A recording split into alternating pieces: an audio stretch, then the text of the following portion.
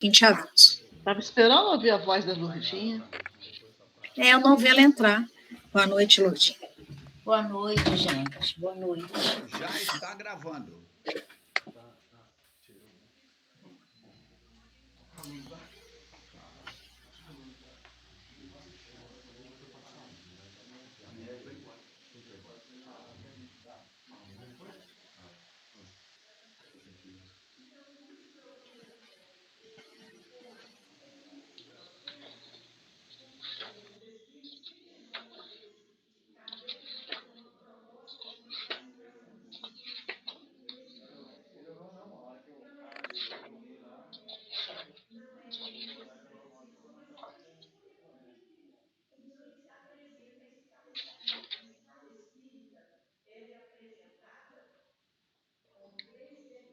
Ana, podia falar com o pessoal como é que vai ser o esquema da semana que vem, que o pessoal novato, que nós vamos fazer o estudo em grupo, embora tenha uma coordenação, para todo mundo ler, marcar, né? Sim, você quer você mesmo adiantar para o pessoal?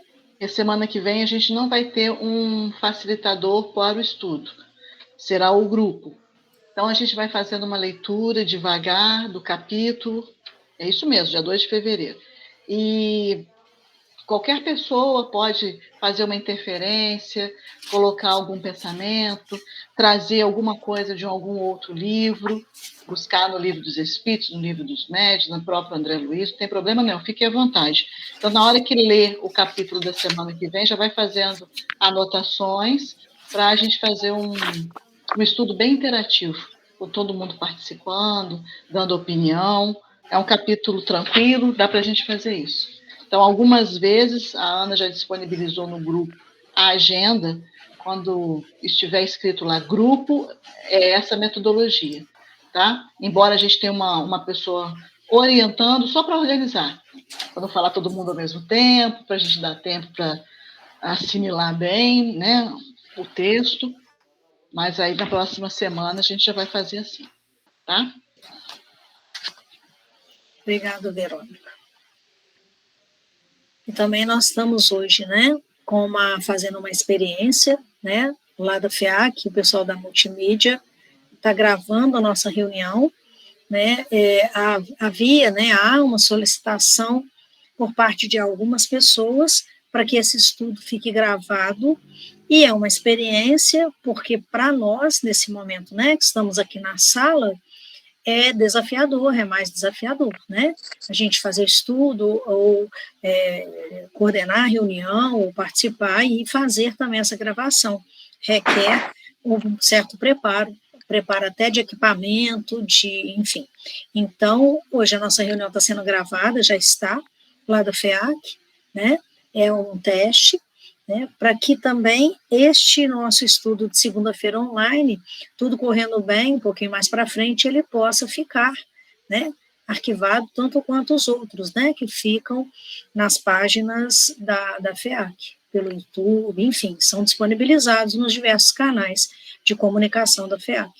Isso é bom, né, mas a gente ainda está, hoje é a primeira vez, tá, gente? Não precisa se preocupar, ainda está nessa fasezinha de teste, a gente vai, ao longo do processo, né, aprimorando essa técnica, verificando como é que vai ser, tá bom?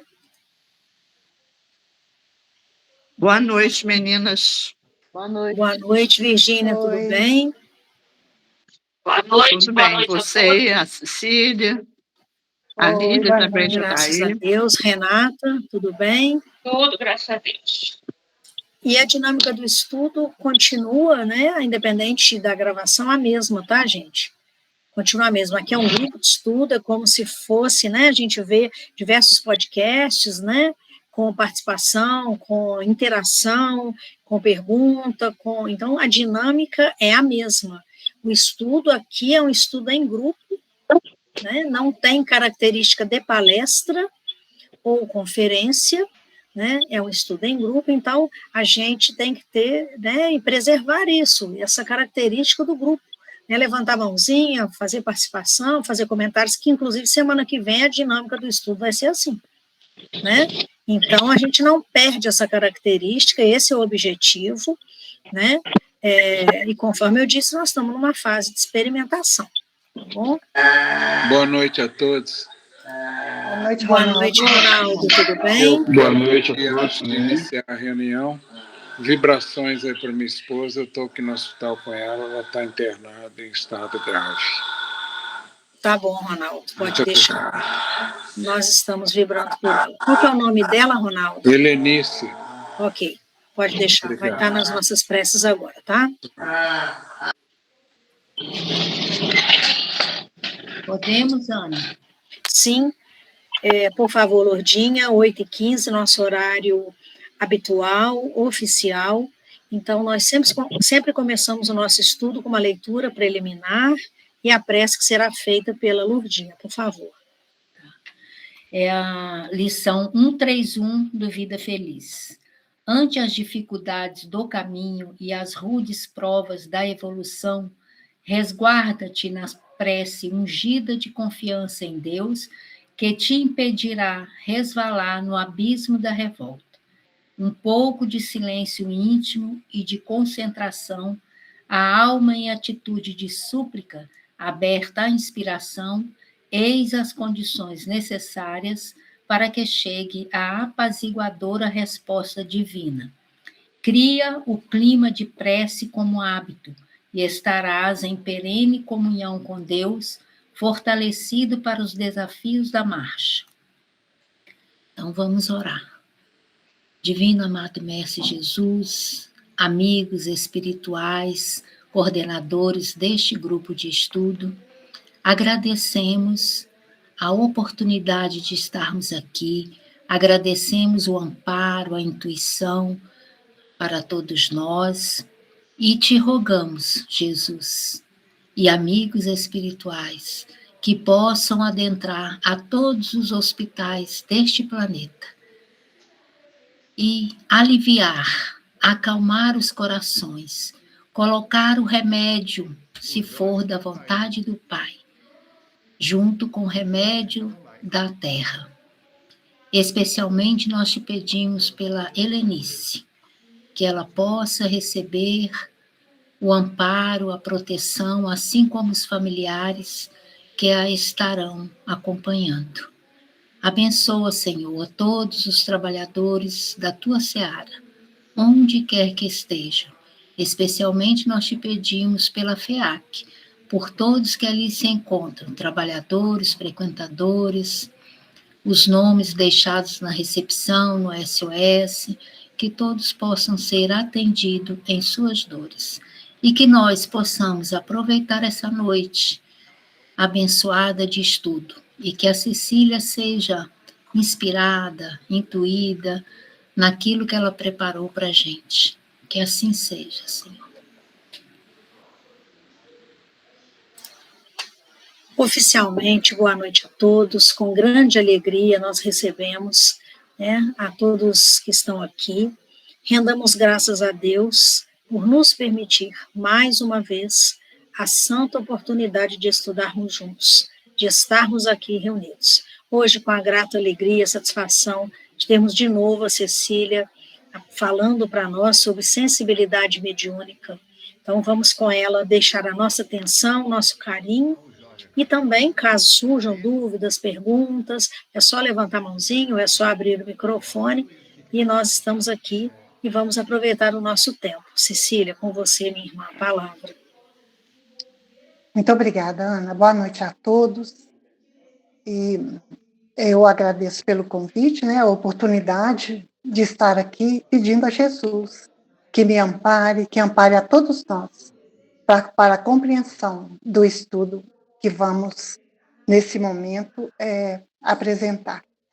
Então, nós vamos falar aqui do segundo capítulo, desse livro que nós começamos este ano, que é Psicofonia na obra de André Luiz. Vamos agora ao segundo capítulo, que o Jacobs vai pegar a história de Joel e vai trazer para nós essa sensibilidade mediúnica, vai nos explicar o que significa isso para nós, sensibilidade mediúnica. E aí ele começa com uma fala do Joel, do próprio Joel, que aquele médium que fracassou, né, que veio com muitas possibilidades na área mediúnica, mas que ele não soube, não conseguiu aproveitar essa oportunidade. Então, ele diz, o próprio Joel, ele diz, lá no capítulo 10 do livro Os Mensageiros, minha tarefa mediúnica exigia sensibilidade mais apurada, e quando me comprometi à execução do serviço, fui ao Ministério do Esclarecimento, onde me aplicaram tratamento especial que me aguçou as percepções. Nessa fala de Joel, nós vamos perceber que ele não foi forçado a nada. Ele diz que ele se comprometeu.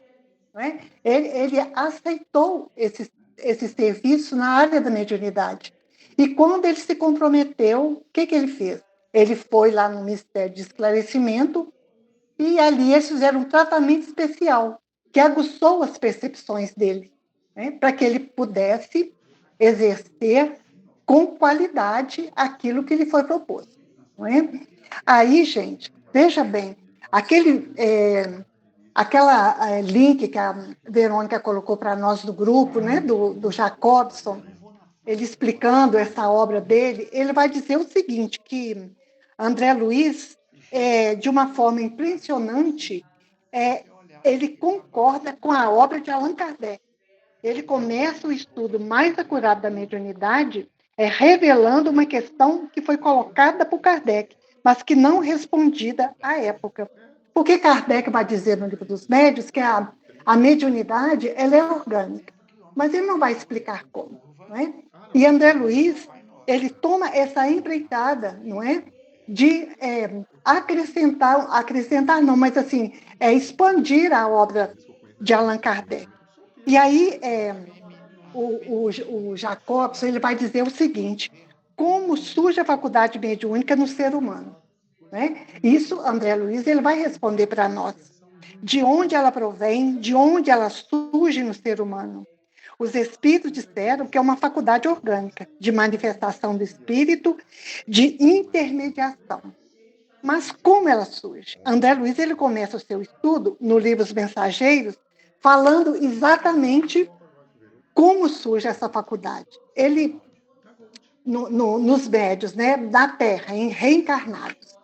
Então, assim, foi um tema, diz o Jacobson, que foi assim, muito corajoso, porque talvez as pessoas não percebam assim, a importância do estudo que ele faz no livro Os Mensageiros.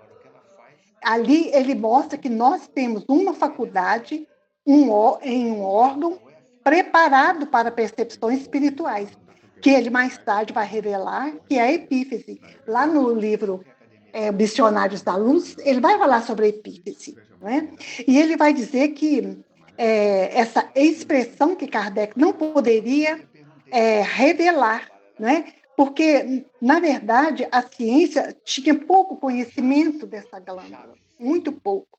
E quando André Luiz, há tempos atrás, quando estudávamos sobre os Missionários da Luz, em que a doutora de Liege foi fazer para a gente esse estudo, ela teve muita dificuldade de achar material para trazer para nós.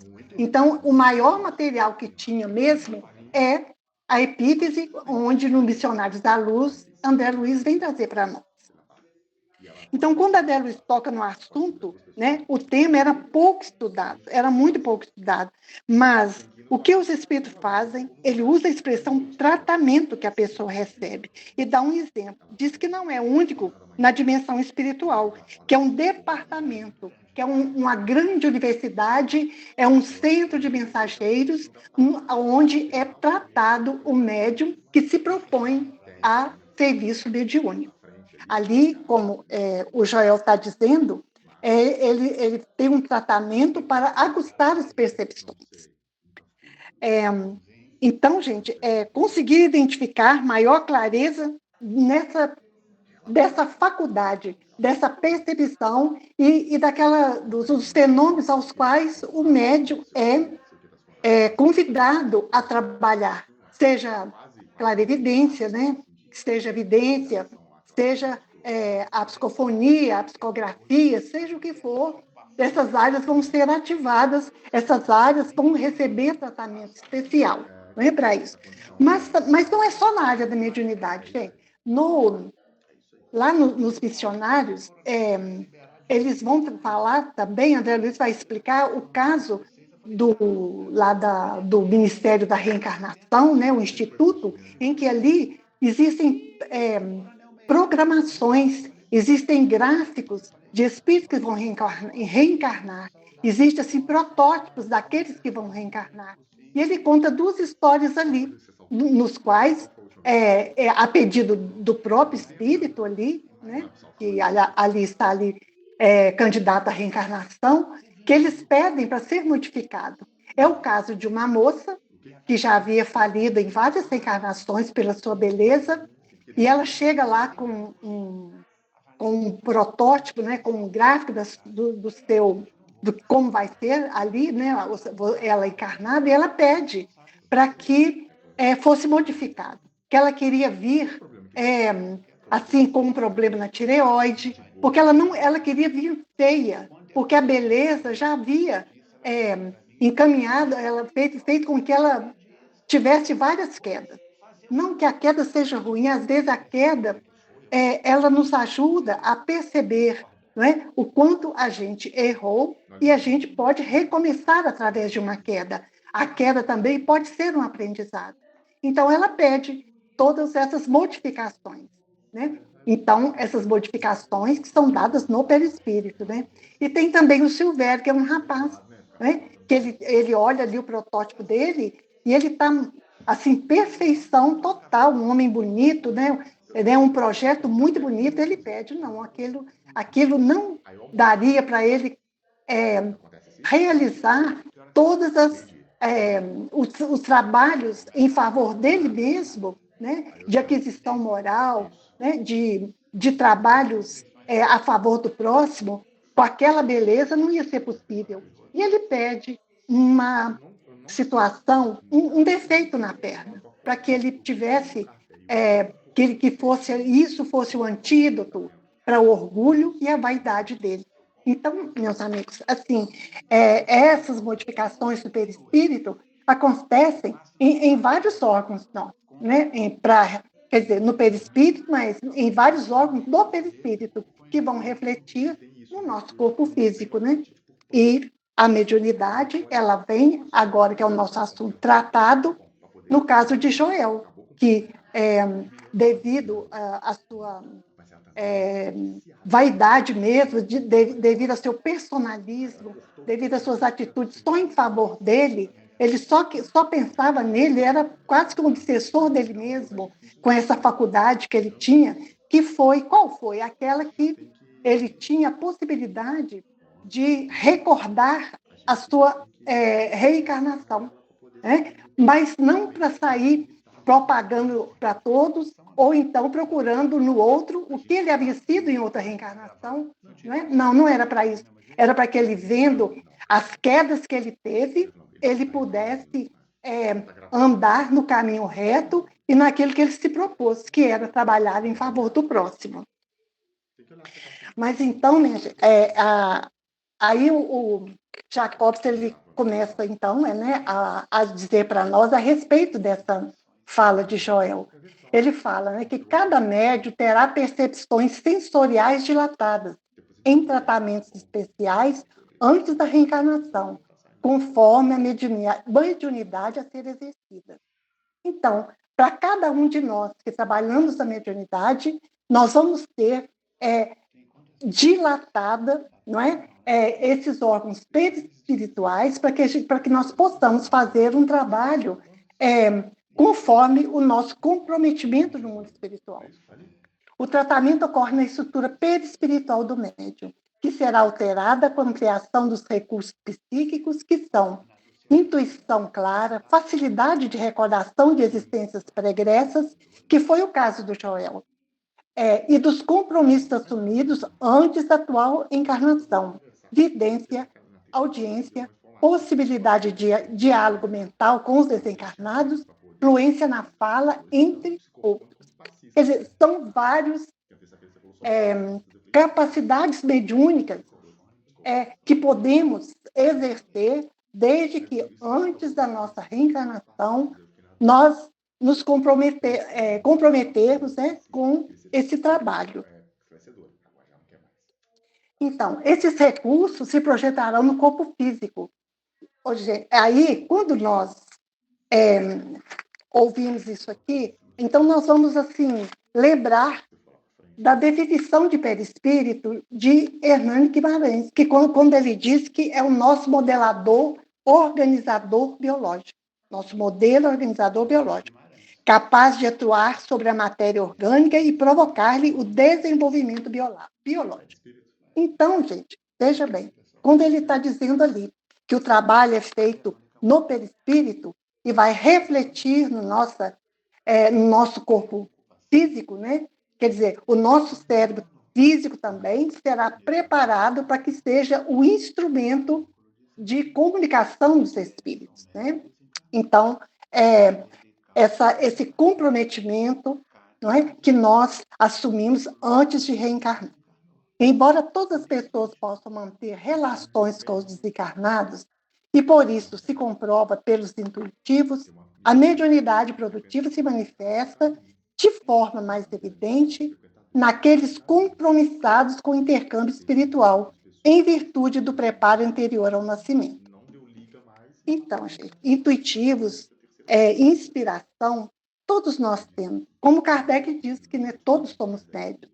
Então, temos aqueles ostensivos, mas aqueles que são médios, mas num nível menor, numa capacidade com menos possibilidades, né?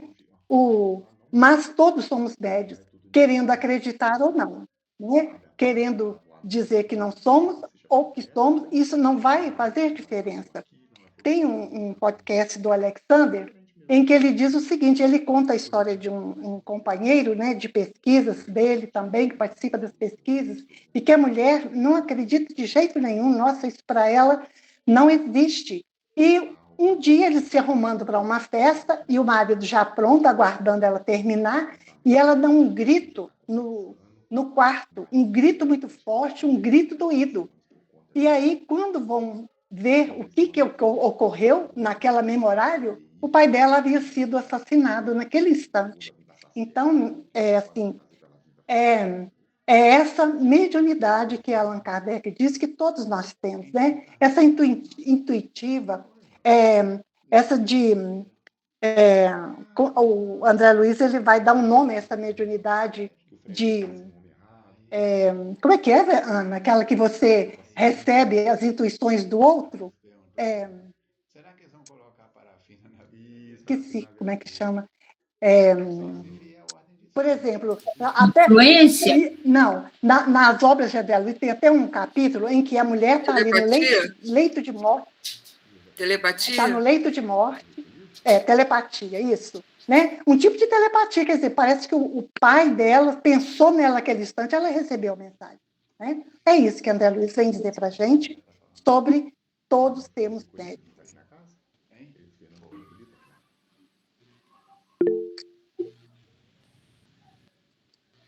Aí, meus amigos, então, como que isso ocorre? Oi. Cecília. Oi. Pode falar dele. Com licença. Quando ele fala nos recursos que projetarão no corpo físico, eu acho que entra o tempero que seria a questão moral, que vai conduzir o livre-arbítrio, não? Refletida no corpo físico porque é feito no perispírito, né? Agora, a qualidade dessa sensibilidade, realmente, ela vai depender da moral, né? A qualidade da manifestação vai depender da moral, se é inferior, ou então, se é a favor do bem, se é para o bem, se é a favor daqueles que necessitam, se é para o esclarecimento de muitos. Isso vai depender da moral do médium, né? Mas refletir no corpo físico tem a ver mesmo com esse trabalho feito no perispírito. Oi, Ana. Na verdade, aqui, rapidamente, cabe que a gente só lembre que a mediunidade em si, ela está, né, no caso do reencarnado, obviamente, radicada no organismo E esta possibilidade de sentir os espíritos na mais variada forma, ela independe da moral. Tanto que pessoas que têm moralidade, têm mediunidade, têm uma vida moral equilibrada, e outras que não têm, também têm mediunidade. O uso que se faz da mediunidade é que vai caracterizar se ela está direcionada para o bem, para o evangelho, para o Cristo ou não. Mas ela, por si só, é a possibilidade de sentir, num grau qualquer, como Kardec define, a influência dos espíritos.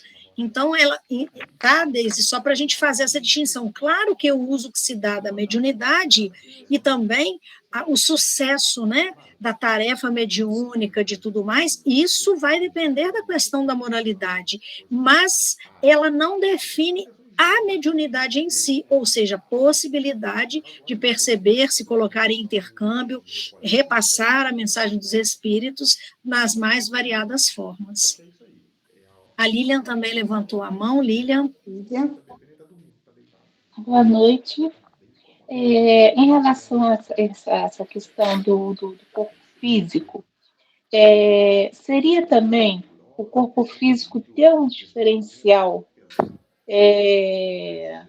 Vamos dizer assim, vamos colocar o Falcone aqui como exemplo. Ele tem uma pressão baixa, naturalmente, porque durante todo aquele processo mediúnico há uma descarga de adrenalina, que sobe pressão, né? Então, o cérebro de um médium assim, com uma mediunidade mais extensiva, os órgãos, tudo, eles também não têm que ser preparados para receber isso, seria? Ana. Ou Verônica responde para ela aí. Sem dúvida nenhuma, Lilian. Agora, é exatamente aí que é um ponto importante que vai caracterizar a mediunidade bem orientada. É claro que o médium, quando ele está em atividade mediúnica de qualquer natureza, né, especialmente algumas que doam fluidos, ou mesmo até na questão, quando você está fazendo uma palestra, mas muito mais nas atividades assim da psicofonia. É claro que há uma interação do perispírito do médium com o do espírito comunicante. E é importantíssimo que isso se dê dentro de um trabalho organizado numa casa espírita, onde o médium terá apoio da espiritualidade que dirige essa reunião. Então, exatamente os mentores espirituais, eles sabem das condições em que o médium reencarnou, físicas, se ele tem, né, alguma outra debilidade ou dificuldade, ou se no próprio ato mediúnico, né, os espíritos é quem fazem esta regulação, digamos assim.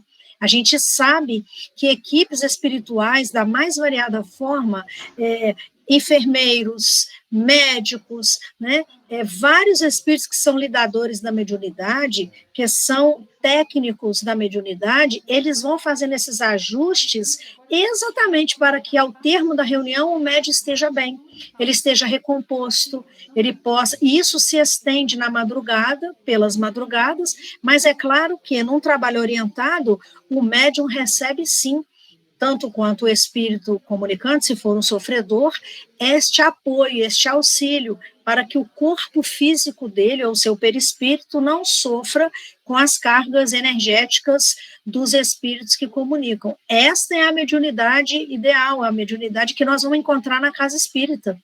Esta é a razão pela qual se desaconselha que pessoas, né, façam prática da mediunidade fora da reunião mediúnica, né, ou em outras tarefas. É por isso que o médium tem que estudar, se preparar. Os cursos de mediunidade mesmo, eles já são esse conhecimento, né, os espíritos já começam desde ali, a conhecer as pessoas, os candidatos à mediunidade, e aí modulando, né, as suas energias físicas, perispirituais, né. Isso é uma pergunta muito ampla, sabe, né, mas eu espero que, pelo menos, com né, a condição que eu tenha podido esclarecer. Não sei se fui, né, suficiente para esclarecer sua dúvida. Foi sim. Obrigada. Eu só completar uma coisa. Não exime a pessoa que tem uma faculdade mediúnica ostensiva de ter alguns problemas de saúde que não tem nada a ver com a mediunidade, que são processos reencarnatórios que ele vem. A gente tem o caso do Chico Xavier. Chico Xavier tinha inúmeros problemas de saúde que não é porque ele era médium, não é uma coisa relacionada a outra. Ele veio com as aptidões, com as faculdades orgânicas preparadas para o desenvolvimento da sua mediunidade, mas não quer dizer que a pessoa vai ficar isento de problemas orgânicos ou que os problemas orgânicos sejam provenientes da mediunidade. Pode acontecer? Pode, porque quando a gente está com uma mediunidade em desequilíbrio, a gente abre as portas para influências negativas que podem vir a desequilibrar o próprio organismo. Tá? Então, é muito sutil. Tem muitas nuances aí para a gente poder, não dá para fechar num pacote só. Mas o que a Ana falou é o mais importante que a Cecília falou. Quanto mais bem conduzida a mediunidade, mais apto ou maior condições o indivíduo tem de superar suas dificuldades e se manter no trabalho. É isso mesmo. Aqui no Mensageiros, o Joel ele vai contando, né, para André Luiz dessa sensibilidade mais apurada, né, e do comprometimento dele. E aí ele estava naquela situação ali, como o André Luiz vai definir, que ele está no estado convalescente. Né? Ele está muito mal, porque havia ficado muito tempo nas zonas inferiores. Né? Então, ele vai contar, né, que ele havia recebido essa oportunidade, né, de ter uma sensibilidade mais apurada, né, mediúnica. E aí André Luiz fala assim, mas você está nessa condição por causa desse tratamento que recebeu da mediunidade? Ele fala, não, não é por causa disso, é porque eu fiz o mau uso dessa sensibilidade. Né? Então, ele estava naquela situação penosa ali, não pelo que foi feito a ele, lá no perispírito, como para que ele tivesse uma mediunidade apurada. Não foi por isso, mas é que ele fez um mau uso dessa sensibilidade, né? Que os benfeitores deram a ele de presente, né? Um talento que ele deixou de lado, né? Ele enterrou esse talento. Né? Então, quando recebemos um talento, é para usarmos e espalharmos a favor do próximo. É para esse talento ser ensinado, ser compartilhado. Mas o que aconteceu com Joel? Ele enterrou esse talento e usou em benefício próprio, para suas sensações, para sua curiosidade, pelo intrometimento na vida dos irmãos, né? Então, aí ele estava naquela situação difícil, né? E aí, aqui nós temos aqui o espírito, né? O perispírito e aqui o corpo, né? Nessa proporção, né? E na Gênese, Allan Kardec vai dizer que o seguinte, que o espírito que modela o seu envoltório e o apropria às suas novas necessidades. Na verdade, quem comanda tudo é o espírito, né, gente? Tudo, através da nossa vontade, é o espírito que nos dirige, né? Sabemos que a mediunidade varia de pessoa a pessoa, o que indica que o procedimento dos encarregados da estruturação físico-mental dos médios são individuais, consoante a tarefa a ser desempenhada. Então, lá ainda nos missionários, André Luiz ele vai participar de um grupo mediúnico em que eles estão treinando a psicografia. A psicografia. E aí ele vai reparar, não é, que tem um médium que, quando ele está no trabalho de psicografia, ele vai dizer que a glândula pineal minúscula, ela se transforma em um núcleo radiante em derredor, raios que formam uma flor de lótus, sublime, ele diz. Né? Já outros, em que ele prestava atenção ali, eles tinham a glândula, também apresentava luminosidade, mas em nenhum brilhava como um intermediário em serviço. Então, gente, cada um é um trabalho executado pelos benfeitores, pelo alto, de acordo com a necessidade do trabalho mediúnico, como aqui o Jacob está dizendo.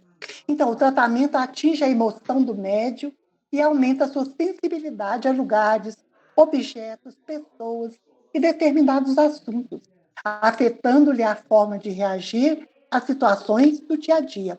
Em razão disso, o médium necessita de uma constante vigília dos pensamentos e das emoções. Então, essa sensibilidade faz com que ele perceba muitas coisas em torno de si, coisas boas, coisas ruins.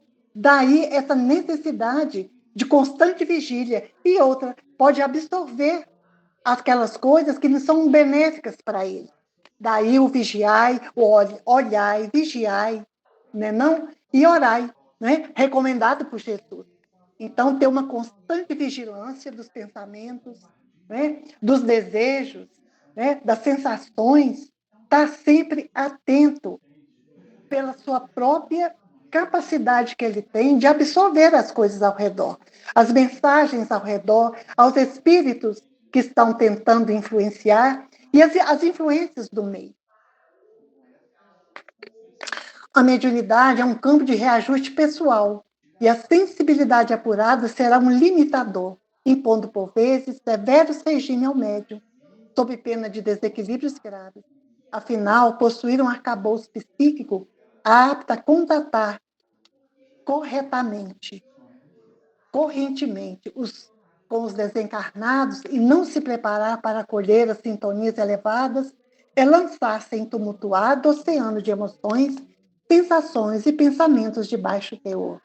Então, aqui ele vai reforçando, né, essa necessidade que o médium tem de estar em sintonia com a oração, em sintonia com os bons espíritos e com pensamentos elevados, né? Porque o pensamento de baixo teor vai lhe trazer desequilíbrio.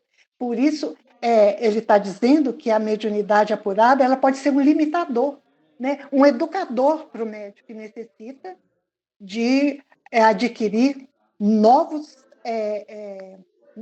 virtudes com aquela reencarnação através da mediunidade. Então, disciplina, renúncia e cuidadoso controle mental são formas de autodomínio da sensibilidade e fonte de proteção para o médium. Então, todas essas atitudes é necessário para todos nós que estamos na mediunidade, passista, esclarecedor, psicofônico, que nós tenhamos essa disciplina, né? Tenhamos esse autodomínio da sensibilidade para que a gente se proteja, né? Das más inclinações, das más tendências.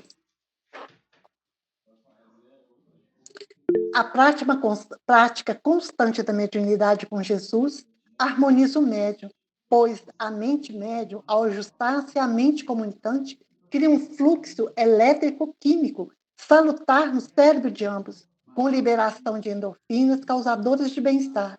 É exemplo da serenidade que ocorre logo após o transe e que pode perdurar por horas.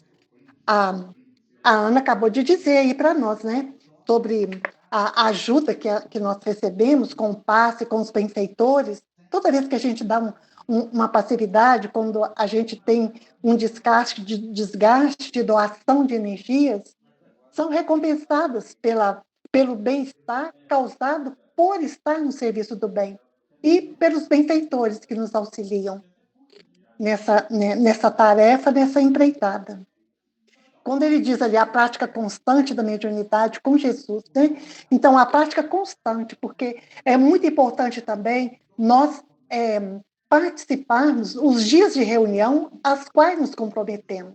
Porque você vai numa, depois falta uma, aí vai na outra, e você vai se desestabilizando a sua mediunidade, o seu desejo de trabalho vai sendo prejudicado. Então, mesmo na ocorrência da manifestação de obsessores ou enfermos desencarnados, o benefício ao médium é inconteste, desde que este assegure o equilíbrio pessoal no serviço de caridade que preste. Então, mesmo que a gente dê passividade a obsessores, a pessoas que estão muito desequilibradas, doentes, né? a pessoa, a espíritos que chegam num processo de, por exemplo, outro dia o espírito dizia assim, que estava cheirando mal. O médium realmente ele sentiu o cheiro ruim, não é? Então, mesmo nessas condições, né? Se a gente faz aquilo com caridade, com amor, no final, tudo isso fica na sala mediúnica. Né? Esse é o objetivo, né? A gente ajudar caridosamente aquele espírito, não é? E também levar para nós aquela experiência e deixar na sala mediúnica todas as sensações ali trazidas pela passividade, pela comunicação. Neste caso, cessado o transe, os orientadores espirituais recompõem o medianeiro, transfundindo-lhe sadia emissão fluídica. Através do passe, que somos, nós passistas somos apenas instrumentos, ali, através de nós, é colocado energias salutares para aquele médium, né? Para que ele revigore. A gente, quando dá o passe no médium que acabou ali de receber um espírito, no mesmo instante, ele se equilibra na cadeira, há um movimento do médium, nesse instante, que quando recebe as energias do passe. Assim, não convém malbaratar a oportunidade da encarnação na condição de médium, pois toda uma equipe de espíritos técnicos no aguçamento dos sentidos se envolveu na empreitada, confiando no êxito do indivíduo. Por tal confiança, dá-se um encontro. Então, a gente precisa, gente, pensar muito o que os benfeitores fizeram para estarmos nessa condição de trabalho, né? Tem alguns médiuns no livro aqui dos Mensageiros que ficaram 30 anos nesse processo de aprendizado e os espíritos ajudando, colaborando, né, para que ele possa resgatar os seus débitos. Né, na reencarnação, poder ter uma pessoa melhor com aquele trabalho mediúnico, né? Então, caso, como foi o caso de Joel, a gente vai dar conta daquilo que não cumprimos. A gente vai responder por aquilo. Sabemos disso, né? A sensibilidade mediúnica apurada, ela é acréscimo de responsabilidade, não de privilégio do médium. O médium consciente e responsável, ele deve brindar-se à tarefa da enfermagem espiritual em favor do seu próximo, contribuindo para que este seja esclarecido e guiado ao reequilíbrio, dando curso ao impositivo da caridade. Então, ali, gente, o trabalho nosso tem que ser hercúleo, gente, porque nós não temos isso. Isso não é privilégio nenhum, não é? É necessidade que temos desse trabalho para que a gente avance um pouco mais rápido, né? Aí, nós vamos aqui, gente, buscar aqui nos Mensageiros a história do Joel, né? Vamos entrar um pouquinho nela para ver o que aconteceu com ele, por que ele se deu tão mal, né? Ele se prejudicou tanto, apesar de ter assumido esse compromisso da mediunidade, essa mediunidade de perceber a sua anterior reencarnação. Né? Então, aí ele diz, o meu amigo, depois que ele diz tudo isso aqui, né, pelas bênçãos que ele recebeu da mediunidade apurada, e que ele vai dizer que ele não fez, que ele fez mau uso dessa mediunidade, ele vai dizer para André Luiz que ele teve essa lente, ele fala assim, que ele teve uma espécie de lente poderosa. Lente, gente, olha, quando você vê lente, você vê que é uma coisa que vai aumentar a sua visibilidade, né? Então, ele fala que ele teve uma lente poderosa, que o proprietário deve usar para definir roteiros. Então, quem recebe essa lente precisa usar para definir roteiros, fixar perigos e vantagens do caminho, localizar obstáculos comuns, ajudando ao próximo e a si mesmo. Aí ele diz que ele procedeu, porém, ao inverso, né? Com todas essas facilidades que lhe foram dadas, ele procedeu ao inverso, ao contrário disso tudo. Ele deixou-se empolgar pela curiosidade doentia e ele aplicou tão somente para dilatar as sensações dele mesmo, dele próprio. No quadro dos meus trabalhos mediúnicos estava a recordação de existências pregressas como expressão indispensável ao serviço de esclarecimento coletivo e benefício aos semelhantes que me fora concedido realizar. Mas existe uma ciência de recordar que não respeitei como devia. Gente, uma ciência de recordar, né? Quer dizer, ele usou para benefício próprio. Gente, ciência, tudo há uma ciência, né? Não. A recordação não é de vidas anteriores, não é para qualquer um. Não é? Você pode desequilibrar-se, né? Mas ele teve todas essas possibilidades de usar bem esse benefício. Só que ele diz, né? Eu fui um fraco e caí. Eu quedei diante dessa possibilidade, né? Hoje, ciência, não é? Para tudo que vamos fazer, precisamos de uma ciência, de conhecimento, precisamos de experiência, não é? Precisamos de ter estudo para fazer aquilo, né? Ele tinha tudo isso, ele foi preparado no mundo espiritual, né? Então, ele fala que para tudo existe uma ciência, a de recordar, ele não respeitou como devia. Interrompendo um instante a narrativa, né? Ele aguçava-me o desejo de conhecer a experiência, diz André Luiz, né? O André Luiz ele ficou assim muito preocupado com aquilo, e ele sentiu uma necessidade de entender bem, porque André Luiz está ainda aqui nos Mensageiros, ele está ainda num processo de aprendizado, né? Então ele disse que ele queria muito saber mais, né? Aí ele continuou. Ao primeiro chamado da esfera superior, acorri apressado. Senti intuitivamente a vivida lembrança das minhas promessas em nosso lar. Quer dizer, quando ele foi inicialmente chamado para o trabalho, né, para o chamado dos benfeitores, ele lembrou de todo aquele compromisso feito no nosso lar, no centro dos mensageiros. Ele tinha o coração repleto de propósitos sagrados, trabalharia, espalharia muito longe a vibração das verdades eternas. Mas aos primeiros contatos com o serviço, a excitação psíquica fez rodar o mecanismo de minhas recordações adormecidas.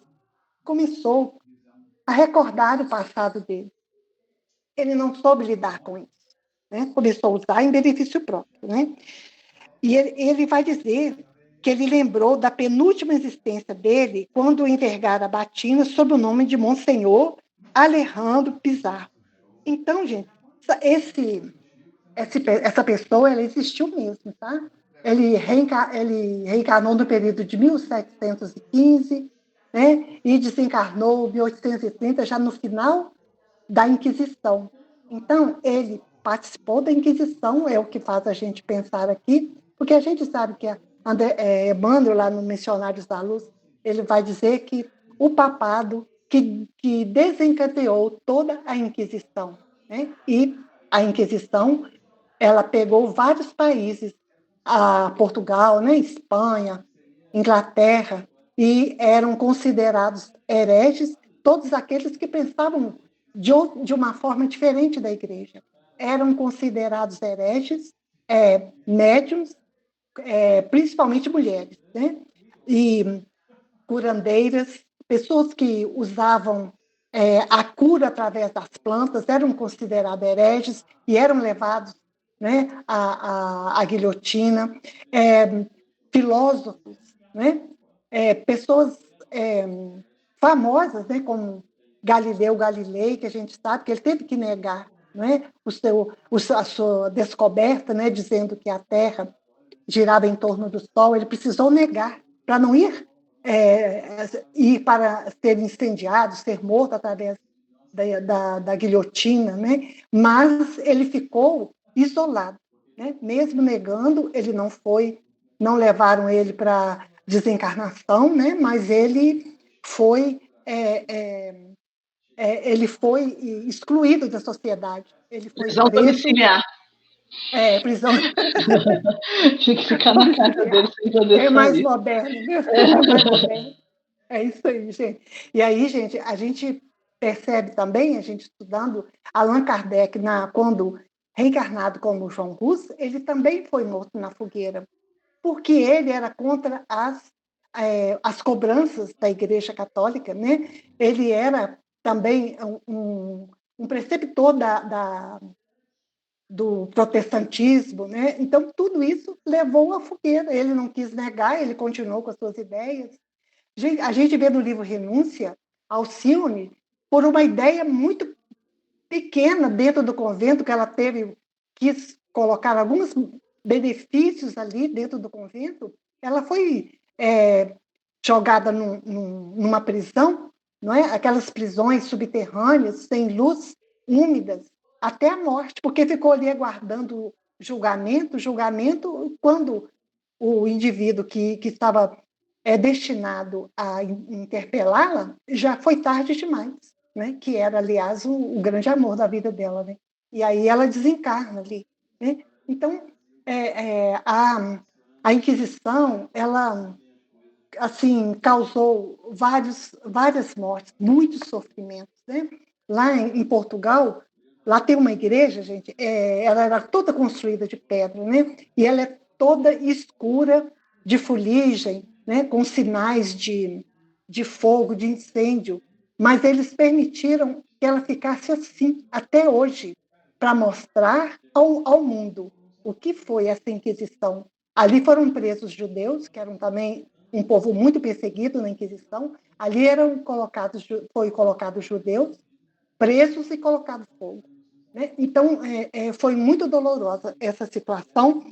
E esse Monsenhor, né, essa reencarnação atual, ele fazia parte, né, nos últimos períodos da Inquisição Espanhola. Está vendo? Ele diz aqui, né? Foi então que abusei da lente sagrada que me referi, a volúpia das grandes sensações, que pode ser tão prejudicial como o álcool, né, que embriaga os sentidos, fez-me esquecer os deveres mais santos. Bafejaram-me claridades espirituais de elevada expressão. Desenvolveu-se-me a clarividência, mas não estava satisfeito senão em rever meus companheiros visíveis e invisíveis no setor das velhas lutas religiosas.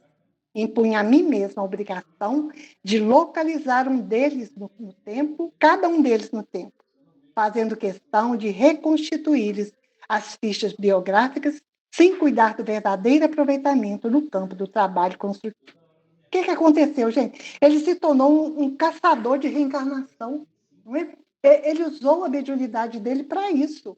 E aí ele foi encontrando aqueles que conviveram com ele em várias situações. Um que reencarnou cego, paralítico, né? O outro que, apesar da sua inteligência, né, era uma pessoa muito intelectual, ele era dono de uma zona rural e era uma pessoa muito simples, sem nenhuma condição econômica, não é? E trabalhava ali para sobreviver. Então, ele ficou nesse processo de ver o que aconteceu com aqueles amigos que conviveram com ele no ano em que ele esteve encarnado, de 1700 e alguma coisa até 1830. Né? Então, ele desperdiçou. Então, ele fala que não faltou advertência dos amigos espirituais, que não faltou advertência dos amigos reencarnados que trabalhavam com ele.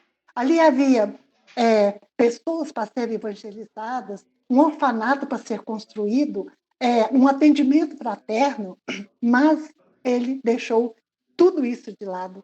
Ele fala, esqueci que o Senhor me permitia aquelas reminiscências não por me satisfazer a vaidade, mas que entendesse a extensão dos meus débitos para com os necessitados do mundo e me entregasse a obra de esclarecimento e conforto aos feridos da sorte. E aí ele faz tudo o contrário, né? Essa é a história do Joel, né? Desse modo, passei a existência de surpresa em surpresa, de sensação em sensação. Eu que renascera recordando para edificar alguma coisa útil, transformei a lembrança em viciação da personalidade. Gente, ele começou a ser obsessor de si mesmo. Né? Ele paralisou no tempo ali, ó, com aquela ideia fixa em procurar reencarnações. Ah, você foi fulano quando você em outra reencarnação. Ah, você foi isso, foi aquilo. Ele ficava procurando. essas situações, né? Esquecendo do verdadeiro propósito que foi a reencarnação dele. Perdi a oportunidade bendita de redenção. E o pior é o estado de alucinação em que vivo. Então, ele começou a ter transtornos mentais. Ele tinha delírios, ele, né, tinha alucinação, ele tinha vertigens, né, naquela situação em que ele se encontrava ali quando André Luiz teve contato com ele, né? Então, ele começou a ter perturbações psíquicas, né? E depois, mesmo sendo submetido a tratamentos magnéticos, né, que o mundo espiritual não abandona ninguém, né? Ele tinha ali tratamentos magnéticos. Ele diz que ele ia ali no Ministério do Esclarecimento para receber esses tratamentos. Ele vai dizer, né? E aí, depois de tudo isso, né, ele entra num processo de alucinação, mas de repente ele mesmo cai ali na lucidez e ele diz: Joel, não se entregue às impressões do passado, volte ao presente de Deus. E aí, gente, nós vamos ver, né? Volte ao presente de Deus. Presente como dádiva de Deus, aquelas possibilidades mediúnicas que ele teve, e também presente no sentido do tempo. A Joana vai dizer para a gente, lá no Vida Feliz, que tempo, não é? E vento, quando passam, não retornam jamais, entendeu? Então, ele vai ter que recomeçar novamente. E aí, André Luiz diz que ele ficou muito admirado, né, com essa história do Joel, né, mas que ele foi um aprendizado enorme para a existência dele, para aquela existência, né? Então, o Joel, nesse... Só um instantinho, a Virgínia levantou a mão. Ah, Virgínia, fala, Bé. Não vi. Fala aí, amiga. Não? É o seguinte, quando eu estava lendo hoje à tarde, né, a história do Joel, eu fiquei pensando na oportunidade que ele teve, que ele não se deu conta também, né? No sentido de que cada reencarnação que ele descobria de alguém, ele via as condições. Então, assim, ele, em nenhum momento ele pensou assim, e eu fiz isso, isso e aquilo, né? Numa outra encarnação eu posso vir, né, com essas deficiências. Existe uma lei de causa e efeito, e ele, em momento nenhum, ele pensou.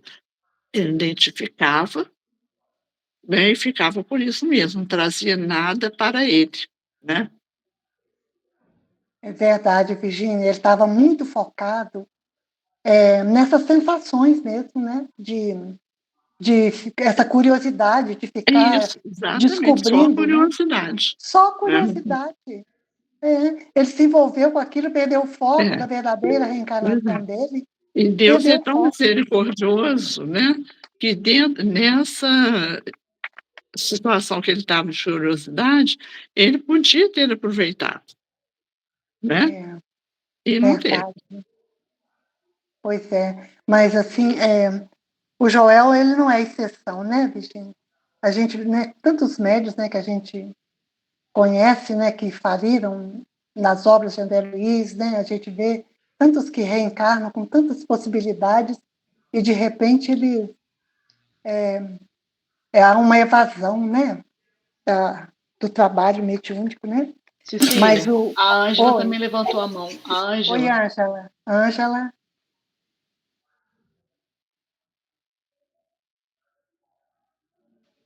Ângela? Ele ficou preocupado em ver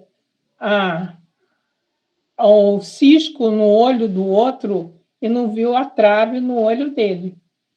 Né? Isso, é muito mais fácil a gente ver o defeito do outro do que olhar para dentro e ver o que é que eu preciso melhorar. Isso mesmo. Aí depois vem, né, cada um de acordo com as suas obras, né? Isso aí. Lília. Obrigada. Lília. Mas o que aconteceu com ele falou, citou o álcool, né, que ele ficava embriagado, ele ficou viciado em endorfina, né?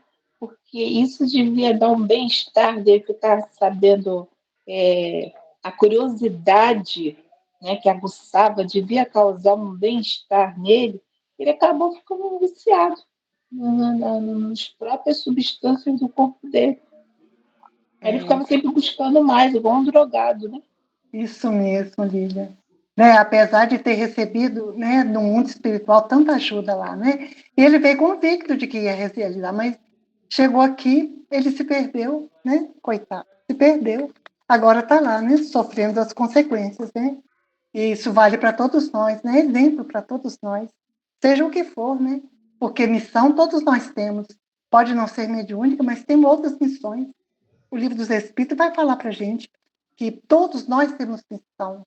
Missão com a família, de criar um filho, de construir um prédio, de limpar uma rua, todos nós temos, ninguém reencarna ao acaso, né? Então, assim, que qualquer que seja a nossa missão, o nosso comprometimento no mundo espiritual, né, com aqueles que avaliam a nossa reencarnação, que a gente possa estar sempre refletindo, né, qual é a minha tendência, né? O que é que eu estou trazendo para a minha vida que está me prejudicando. A gente sabe, não é? É só refletir um pouco, né? O estudo que já temos já nos leva a esse esclarecimento, né? Aqui, então, gente, ele chega no mundo espiritual quando nós, né? Quando nós chegamos no mundo espiritual, ninguém vai perguntar o que nós fomos, qual o conhecimento que temos daquele fulano que estava reencarnado, o que ele foi. Não, o que importa é o que a gente fez nessa encarnação. É isso que vai contar para nós, né? No mundo espiritual. Isso é que vai. Então, a gente reencarna para viver a existência atual, não para ficar buscando alhures, né? Não interessa a passada, não tem como mudar. A passada não tem como mudar, né? Nós temos, então, é a partir de agora, né? Não tem como modificar, né? O que podemos construir é a partir de agora. E o futuro, ele é construído através desse presente. Ficar levantando ficha reencarnatória, desviando o foco do presente, isso só vai nos prejudicar, nos trazer grandes transtornos e mais débitos, né? Já que já reencarnamos com tantos, e vamos levar mais. Mais alguma coisa, amigo? Alguma acrescentada para nós? Cecília, eu queria te pedir a gentileza de voltar alguns slides, que vai voltando, por favor. Eu queria fazer um comentário. Pode voltar. Mais um. Sobe. Mais um? Não, esse mesmo. Uma coisa importante, que a gente aí, falando de maneira geral, né, para todos os médiuns, quando, né, o Jacobson nos orienta, né, também com o André Luiz, que a mediunidade é um campo de reajuste pessoal e a sensibilidade apurada será um limitador, impondo, às vezes, regimes severos ao médium. Então, a gente recorda que André Luiz, ele tinha já um espírito estudando, já trabalhando, quando ele ia descer, né, naquelas regiões mais trevosas, mais pesadas, ele não aguentava, ele começava a sufocar. A gente lembra disso? André Luiz, né? Ele tinha dificuldade enorme com essas regiões.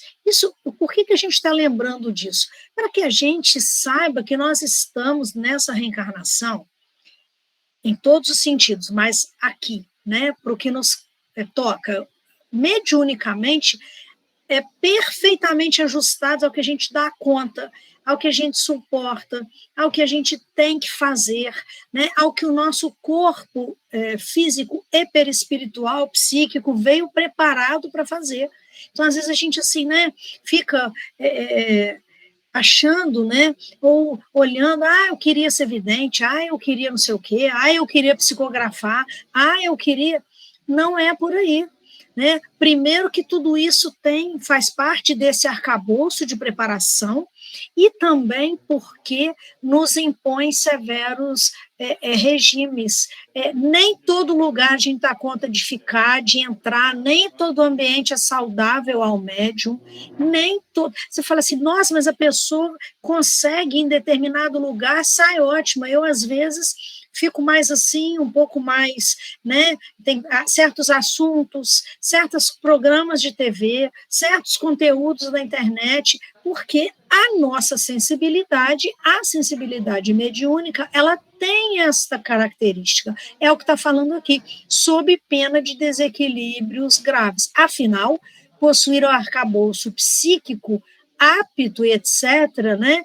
Você está sempre em sintonia com a espiritualidade. Então, nós temos que ter muito cuidado com isso e cuidar da nossa condição psíquica, mas dando um passo do tamanho da nossa perna.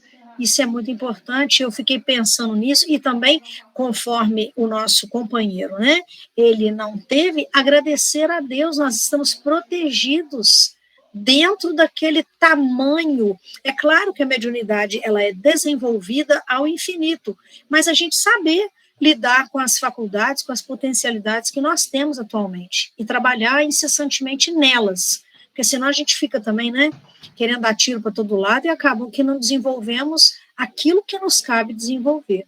Obrigada, tá? Obrigada, né, Ana? Muito obrigada. É isso mesmo, Ana. A gente não somos ainda um Chico Xavier, né, que podia entrar em qualquer lugar que fosse, que ele era imune a todas as sensações ali do ambiente, né?